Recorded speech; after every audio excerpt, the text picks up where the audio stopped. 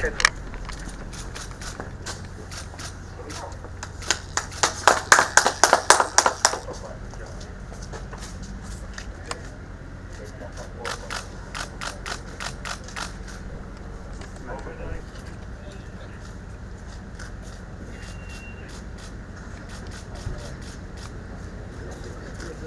Like recently in the operation in Congo, up to now, I think we have lost 3 soldiers. We started operating on the 30th of January, of November. We've been operating now for almost 5 months, and we have crushed ADF. But we have lost only 3 soldiers. And 2 died by self-accident.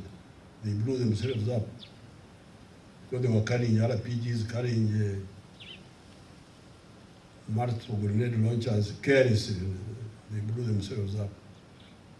Only 1 died in some fight. Why? Because of the proper use of the combined arms. We first did air reconnaissance, was done by your people here.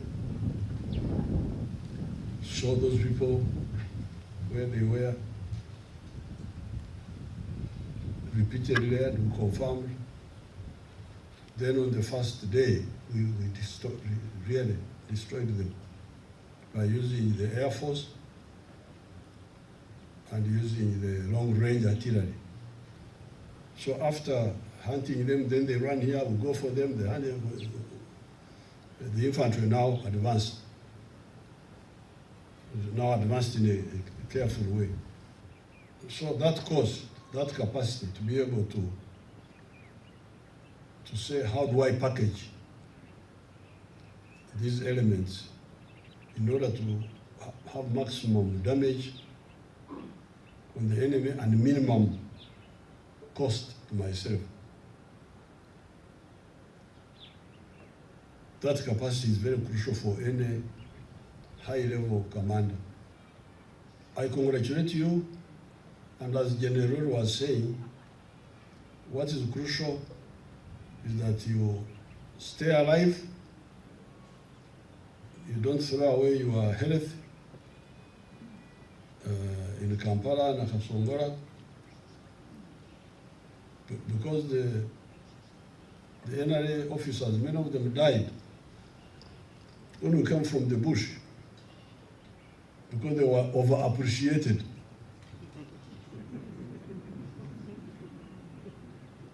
By our people in Kampala. Oh,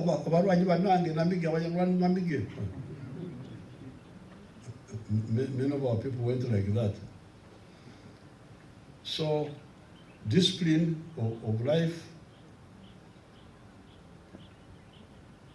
against women, against men, for women, girls. Alcohol is very dangerous.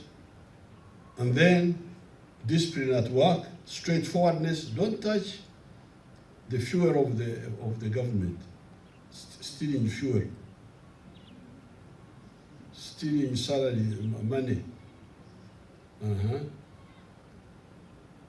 And more training. As the rule was saying, in 20 years' time, we will be the one in charge of these institutions. So I congratulate you. I wish you good luck, and I thank the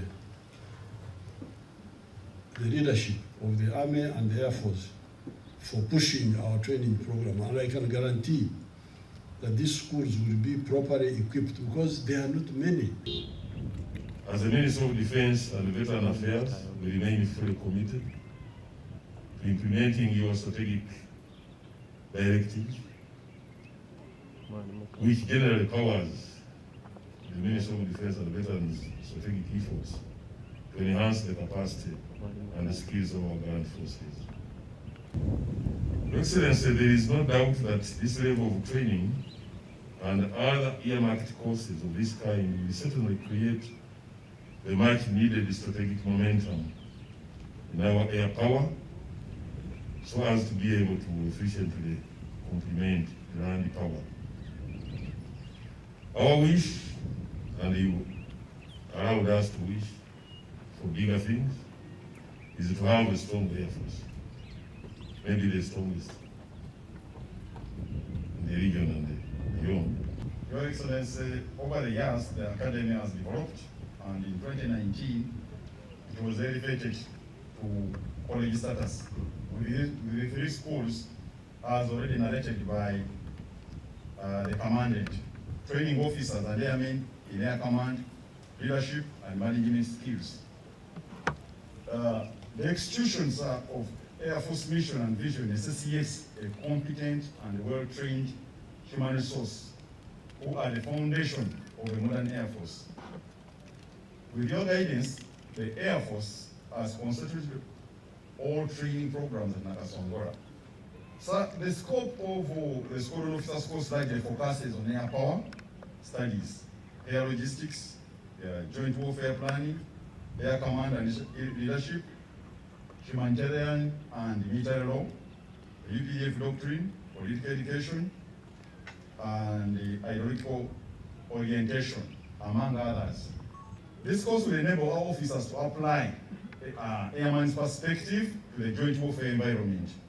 And air power exploits some because air power exploits some of the principles of war better than any surface forces, given the thin line between tactical and the strategic levels of war in the air domain.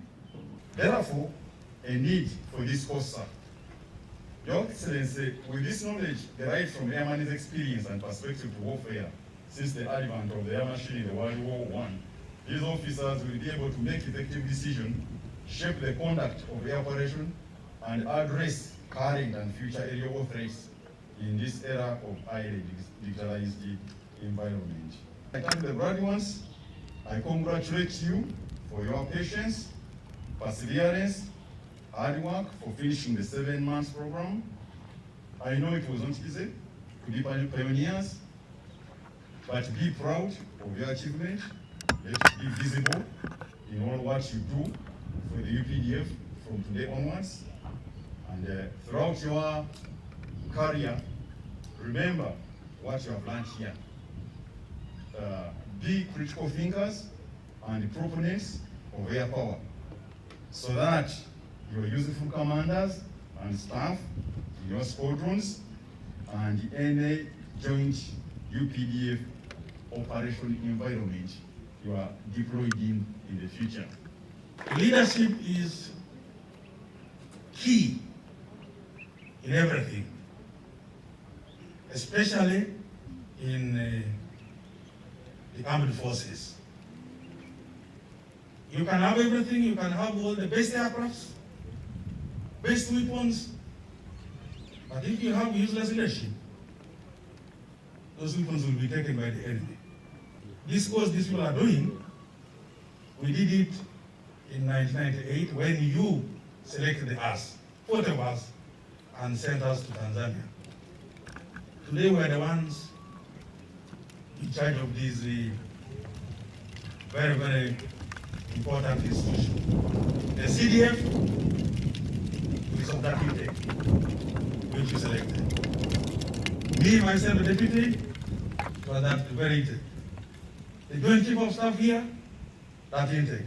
The CTR is here, that very intake. We have division commanders. We have others in police. From that very, the 40 you selected. But because we are lucky to have a leader with a vision and a mission, we have been able to survive all the storms that have come to destabilize our country. Now, every service has the capacity to train its junior leaders, middle level leaders. We now have a training of leaders at strategic level, that is at NDC, at operational level, in Kimaka. We are doing it ourselves. To the graduates, 20 years ago, we did this course, and we were putting on those fictitious ranks, generals and so forth, just like you. But 20 years later, we are putting on real ones. We are putting on real ones. So you need to work very hard for the next 20 years to put on the real ones. And for you to survive to that level, you need to take care of your lives, because life is everything.